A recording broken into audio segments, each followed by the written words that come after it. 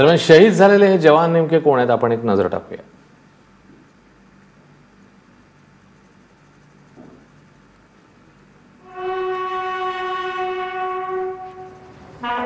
छत्तीसगढ़ रणमली राम, मध्य प्रदेश से NP Sonkar, Haryana से राम मेहर,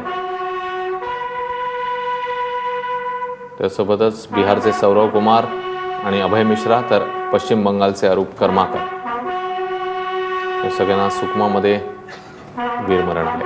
तर तामिळनाडूचे Padmanabham M, बिहारचे नरेश यादव, तामिळनाडूचे N सेंथिल कुमार,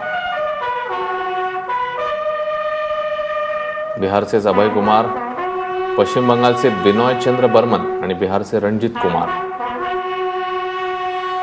या हल्ल्यामध्ये एकूण 25 जवान शहीद झालेले आहेत।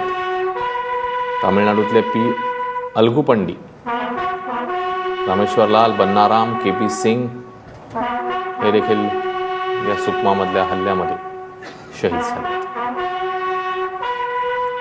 तर KK दास, रघुवीर सिंग, मनोज कुमार, पश्चिम बंगाल आणि पंजाब तसंच उत्तर प्रदेशातले हे जवान आहेत।